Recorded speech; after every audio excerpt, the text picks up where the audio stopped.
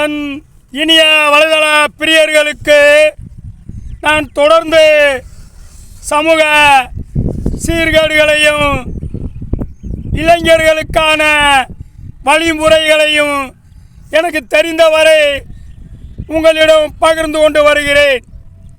சென்ற வாரம் இந்த டங்ஸ்டன் சுரங்கத்தை பற்றி பேசினேன். அதன் தொடர்ச்சியாய் இந்த வாரமும் பேசிக்கொண்டு இருக்கிறேன்.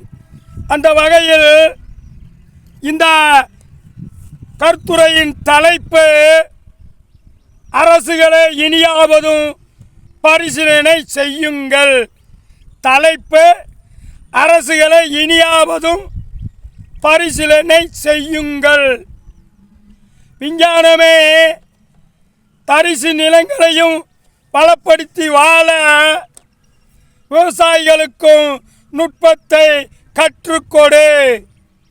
விஞ்ஞானமே தரிசு நிலங்களையும் வளப்படுத்தி வாழ விவசாயிகளுக்கும் நுட்பத்தை கற்றுக்கொடு. மண் வளங்களை கெடுக்கும் முயற்சிகளை தயவு செய்து இனியாவதும் கைவிடு.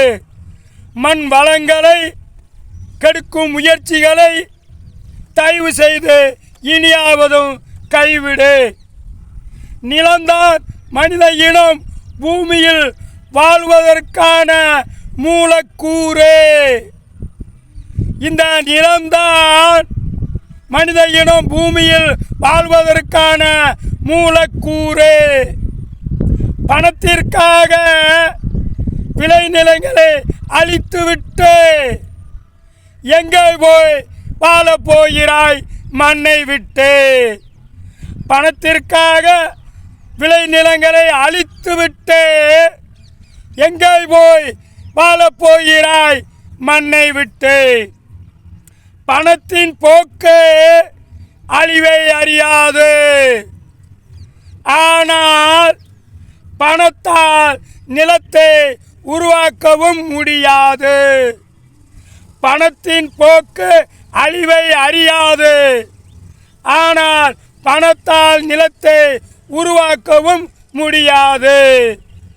ஒன்று கூட தமிழ் இனமே நிலங்களை பாதுகாக்க. இனி இதில் ஒன்றும் இல்லை யோசிக்க. ஒன்று கூட தமிழ் இனமே நிலங்களை பாதுகாக்க. இனி இதில் ஒன்றும் இல்லை யோசிக்க. மண்ணில் ஆங்காங்கே ரசாயன சகதி.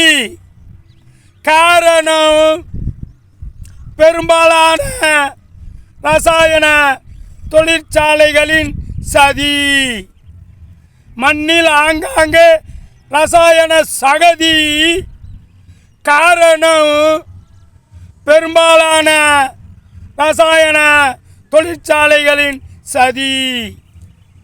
வேண்டாம் மண்ணை கெடுக்கும் தொழிற்சாலைகள். அரசுகளை இனியாவதும் பரிசீலனை செய்யுங்கள். ஒருபோதும் வேண்டாம் மண்ணை கெடுக்கும் தொழிற்சாலைகள்.